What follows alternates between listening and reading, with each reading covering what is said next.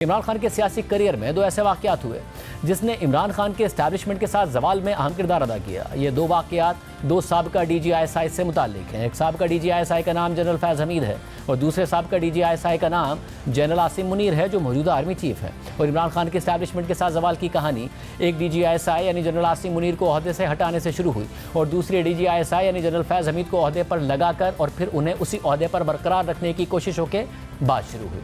2018 में जब इमरान खान की हुकूमत कायम हुई तो उनके जो पहले DGISI बने वो जनरल आसिम मुनीर थे, लेकिन 2019 में तहरीक इंसाफ की पंजाब हुकूमत पर ट्रांसफ़र पोस्टिंग के तहत रिश्वत लेने के इल्ज़ामात लगे। इमरान खान की अहलिया, उनके ख़ानदान और दोस्तों पर इल्ज़ामात लगे और इसी दौरान उस वक्त के DGISI जनरल आसिम मुनीर ने उस वक्त के वज़ीर आज़म इमरान खान को इस करप्शन की तफसीलात की रिपोर्ट दे दी। मगर इमरान खान ने इस रिपोर्ट पर एक्शन लेने के बजाय जनरल आसिम मुनीर के खिलाफ ही एक्शन ले लिया और उन्हें ओहदे से ही हटा दिया। जून 2019 को जनरल आसिम मुनीर को उनके ओहदे पर तैनाती के सिर्फ 8 महीने बाद ही हटा दिया गया। हालांकि उस ओहदे की मुद्दत 3 साल की होती है। फौज ने इस तब्दीली की कोई वजाहत नहीं दी, लेकिन जनरल आसिम मुनीर को कोर कमांडर बना दिया गया और ISI में उनकी जगह एक सख्त गिर अफसर यानी जनरल फैज़ हमीद ने ले ली, जो DGC की हैसियत से ही इमरान खान के लिए सियासी इंजीनियरिंग में अहम किरदार अदा कर चुके थे। इस तरह इमरान खान ने जनरल आसिम मुनीर को तो ओहदे से हटा दिया, लेकिन एस्टैब्लिशमेंट के साथ उनके अच्छे ताल्लुकात बरकरार रहे और जनरल फैज़ हमीद के जरिए इमरान खान न सिर्फ अपनी हुकूमत और इत्तेहादियों को मैनेज करने लगे बल्कि अपोजिशन के खिलाफ क्रैकडाउन को भी तेज करते चले गए। और सिर्फ यही नहीं, बजट की मंजूरी, अरकान कौमी असम्बली की हाजिरी और बैरून मुल्क जाकर फंडिंग का इंतजाम करवाने के लिए भी इस्टेब्लिशमेंट इमरान खान के लिए सहूलतकारी का किरदार अदा करने लग गई थी। ये सब कुछ एक ऐसे वज़ीर आज़म के दौर में हो रहा था जो अपोजिशन में होते हुए दावे करते थे कि मैं चाहता हूँ कि मैं वैसा वज़ीर आज़म ना बनूं जिसके हाथ बंधे हों, इस्टेब्लिशमेंट पीछे बैठी हो, एजेंसीज मुल्क चला रही हों और मैं एक पुतला बैठा हूं। 2004 में इमरान खान ने सहाफ़ी सुहेल वड़ाइच को इंटरव्यू देते हुए कहा था कि मैं चाहता हूं कि मैं वो वज़ीर आज़म बनूं जो जब वज़ीर आज़म बने तो मुल्क में अपने मैनिफेस्टो पर अमल करे। वो वज़ीर आज़म ना बने जिसके हाथ बंधे हों, पीछे इस्टेब्लिशमेंट बैठी हो, वो डिक्टेशन दे रही हो, एजेंसियाँ मुल्क चला रही हों और मैं एक पुतला बना बैठा हूँ। इसी तरह 7 जुलाई 2012 को इमरान खान ने यह दावा किया कि अगर तहरीक इंसाफ की हुकूमत आई, यह मैं कभी आपके सामने एक्सक्यूज़ नहीं दूंगा कि मैं बेबस हूँ। देखें जी, फौज नहीं कुछ करने दे रही, ये तो कोई बहाना नहीं। अगर फौज नहीं करने दे रही तो मैं नाअहल हूँ, इसका मतलब मैं डिज़र्व ही नहीं करता प्राइम मिनिस्टर बनना। अगर मेरा कोई रास्ता रोकेगा और मैं कुछ नहीं कर सकता तो मैं अवाम के पास वापस जाऊँगा। फिर 2018 की हुकूमत हासिल करने से पहले 26 जनवरी 2017 को इमरान खान ने बयान दिया कि मैं वज़ीर आज़म तो अभी तक नहीं बना, मैं 10 साल पाकिस्तान की क्रिकेट टीम का कैप्टन ज़रूर था। जब मैं समझता था कि जिस टीम से मैंने मैच जीतना है, जब वो टीम मुझे नहीं मिली, मैंने कहा आप किसी और को कैप्टन बना दें। 2 दफ़ा मैंने रिज़ाइन किया। मैं ये बता रहा हूँ कि आपके पास ये एक्सक्यूज़ नहीं होता कि जब आप डिलीवर ना कर सकें तो कहें जी मुझे उसने नहीं करने दिया या उसने नहीं करने दिया। आपकी जिम्मेदारी होती है, जब आप मुल्क के प्राइम मिनिस्टर बनते हैं आपने डिलीवर करना होता है। अगर कोई इदारा आपके साथ नहीं चल रहा है तो आप उसको चलाएं।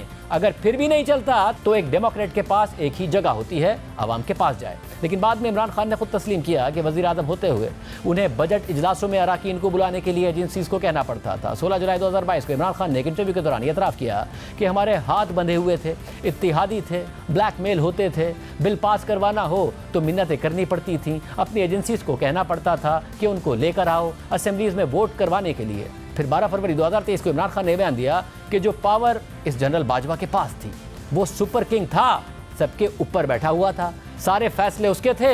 एक आदमी को जब इतनी ज़्यादा पावर मिल जाए लेकिन उसको कोई पूछने वाला ना हो, कोई चेक ना कर सकता हो, तनकीद तो इमरान खान की होती थी। हर दूसरे दिन हर रोज़ टीवी पर गालियाँ सुन रहा हूँ, तनकीद हो रही है, पंचिंग बैग तो मैं था। यानी एक तरफ इमरान खान एजेंसीज़ के ज़रिए अपनी हुकूमत चलाते थे, अपना सियासी डोमेन सरेंडर करते थे, हुकूमत से जाने के बाद ये गिला करते थे कि उनके पास तो कोई इख्तियार ही नहीं था। हालांकि उससे पहले कहते थे कि मैं कभी कठपुतली वज़ीर आज़म नहीं बनूंगा, मगर हुकूमत में आने से पहले कहते रहे कि मैं कठपुतली वज़ीर आज़म नहीं बनूंगा।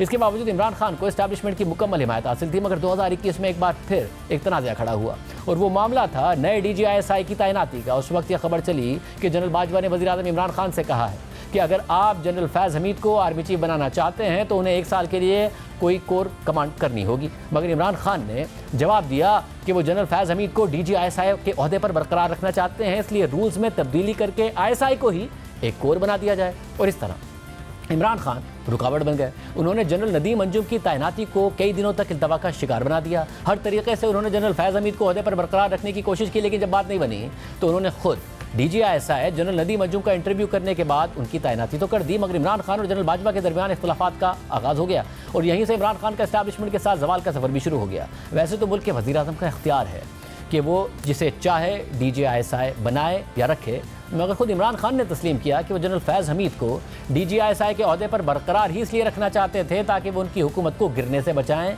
यानी गैर जमहूरी काम करें और मुदाखलत करें। वज़ारत उज़्मा का अहदा जाने के बाद 5 मई 2022 को इमरान खान ने एक इंटरव्यू में एतराफ़ किया और मौक़िफ़ इख्तियार किया था कि मुझे जुलाई से पता चलना शुरू हो गया था कि इन्होंने पूरा प्लान बनाया हुआ है, तो मैं नहीं चाहता था कि हमारा इंटेलिजेंस चीफ तब्दील हो जब तक ये सर्दियाँ ना निकल जाएं। मैंने तो ये ओपनली कहा था, ये छुपी हुई बात नहीं है, मैं ओपनली कह रहा था कि जब मुश्किल वक्त हो तो जो आपका इंटेलिजेंस चीफ है आप उसे तब्दील नहीं कर सकते, वो हुकूमत की आंखें और कान है। और फिर इसी बुनियाद पर इमरान खान के जनरल बाजवा से ताल्लुकात मज़ीद ख़राब हुए और फिर जनरल नदीम अंजुम जो नए DGI बने, उन्होंने बताया कि जब वो DGI बने और उनको बनने के लिए नामजद हुए तो इमरान खान ने उनसे पूछा कि पाकिस्तान का सबसे बड़ा मसला क्या है, तो उन्होंने जवाब दिया कि मईशत सबसे बड़ा मसला है, मगर इमरान खान ने कहा कि नहीं, अपोजिशन सबसे बड़ा मसला है। मैं जब खुद DGI बना तो मेरे से पूछा गया कि पाकिस्तान का नंबर 1 मसला क्या है, तो मैंने कहा सर मेरी नज़र में ये हमारे मुआशी मसाइल हैं। बहरहाल जो जिन्होंने सवाल पूछा वो मेरी राय से मुत्तफिक नहीं हुए, उनकी नज़र में हिज़्ब इख्तिलाफ पाकिस्तान का सबसे बड़ा मसला था।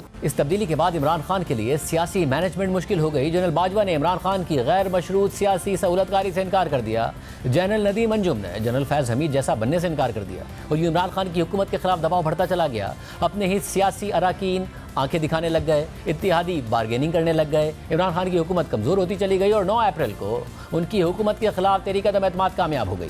इमरान खान को गुस्सा था कि एस्टैब्लिशमेंट ने उनकी हुकूमत नहीं बचाई और यहाँ से उन्होंने एक ऐसा बयानिया बनाया जिससे उन्हें इब्तिदा में बहुत मकबूलियत मिली, लेकिन एस्टैब्लिशमेंट से उनके इख्तिलाफात बढ़ते चले गए और वो बयानिया ये था कि उनके खिलाफ तहरीक अदम-ए-एतमाद अमरीकी साजिश का नतीजा है और सियासतदानों समेत इस्टेब्लिशमेंट इस साजिश में मुलव्विस है। मगर साबका चीफ जस्टिस उमरता बंदियाल जो इमरान खान को हर मौके पर रिलीफ फराहम करते थे, उनके लिए हम ख्याल बेंचेस बनाते थे, उन्होंने भी इमरान खान की इस साजिशी बात को तस्लीम नहीं किया और तहरीक अदम-ए-एतमाद को मुस्तरद करने की डिप्टी स्पीकर की रूलिंग को सुप्रीम कोर्ट के 5 रुकनी बेंच ने चीफ जस्टिस उमरता बंदियाल की सरबराही में ही मुस्तरद कर दिया और कौमी असम्बली बहाल करने का हुक्म दे दिया। यानी अदालत ने जो साइफर के जरिए एक बयानिया बनाया गया था उसे तस्लीम करने से इनकार कर दिया, मगर इमरान खान सड़कों पर आ गए, जलसे करने लग गए और अमरीकी साजिश का बयानिया बनाने लग गए और पहले फौज को न्यूट्रल कहा और कहते रहे कि न्यूट्रल तो जानवर होता है, इसलिए मेरा साथ दो। 8 मई 2022 को एक तकरीर में इमरान खान ने कहा कि न्यूट्रल सिर्फ जानवर होते हैं, इंसान को तो अल्लाह को जवाब देना होता है, उसने तो दुनिया में भेजा है और उसने आपको कहा है